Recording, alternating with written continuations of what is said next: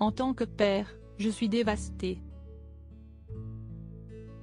Éric Dupond-Moretti a aussitôt réagi auprès de TF1 et LCI, précisant avoir une pensée pour la victime et demandant à ce qu'on respecte sa vie familiale alors que nos confrères ont révélé, ce vendredi 27 janvier, que l'un de ses fils, Raphaël, est en garde à vue dans la station de sport d'hiver de Courchevel, Savoie.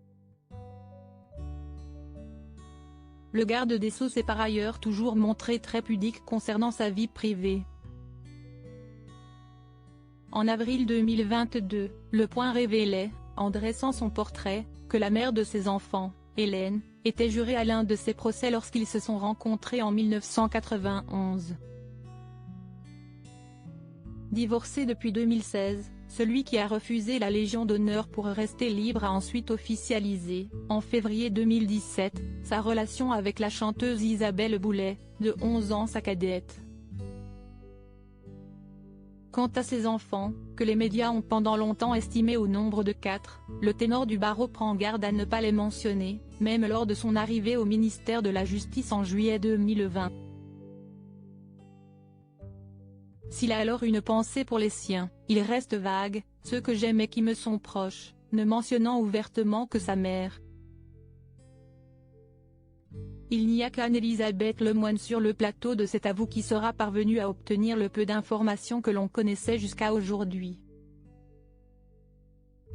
Interrogé sur la réouverture des établissements scolaires à la suite de la première vague de Covid-19, le pénaliste avait balayé les inquiétudes propres à tous les parents d'un revers de la main. « Non, moi j'ai 2 garçons.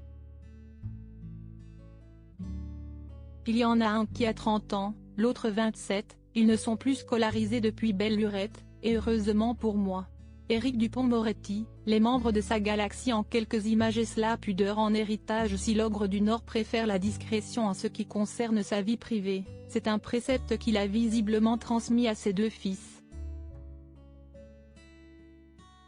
Trentenaire, Raphaël Dupond-Moretti possède bien un compte Instagram mais celui-ci est privé. Seule sa biographie est visible sans l'accord de ce dernier.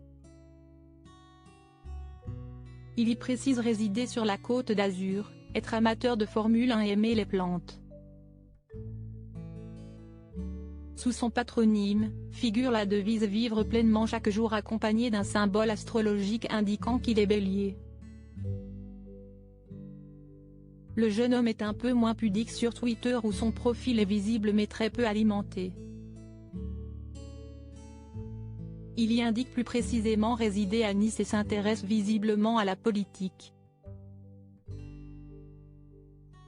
Dans ses abonnements, on retrouve ainsi l'équipe de France masculine de football, le milliardaire Elon Musk, plusieurs membres du gouvernement actuel ou passé, la ville de Nice et son édile Christian Estrosi, mais aussi plusieurs personnalités politiques de l'opposition telles que Jean-Luc Mélenchon, Mathilde Panot ou Florian Philippot et le compte de son mouvement Les Patriotes. Ce vendredi 27 janvier, son compte Twitter n'affichait aucun tweet rédigé de sa part. Il se compte visiblement de repartager des vidéos publiées par des profils publics, un extrait partagé par Jean Messia de l'une de ses interventions sur le plateau de CNOU, un autre extrait de la chaîne du groupe Canal dans lequel intervient l'essayiste Lydia Guérou, un autre du 19/20 de France Télévisions montrant des manifestants en train de brûler leur passe vaccinal ainsi que le discours de Yannick Jadot au Parlement européen devant Emmanuel Macron en janvier 2022.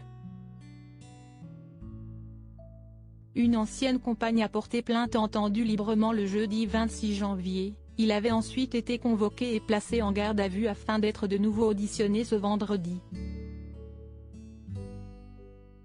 Le fils du garde des Sceaux est soupçonné de violence conjugale. France Télévisions précise que la victime est une ancienne compagne âgée d'une 20aine d'années.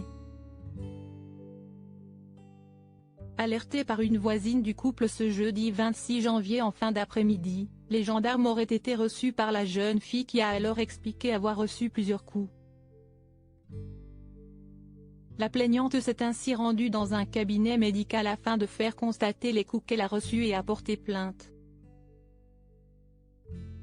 Le couple aurait été confronté à des tensions récurrentes ces derniers mois puis à une séparation. Nos confrères indiquent que plusieurs témoins doivent également être entendus. Article écrit en collaboration avec 6 médias. Crédit photo, Stéphane Drapoul.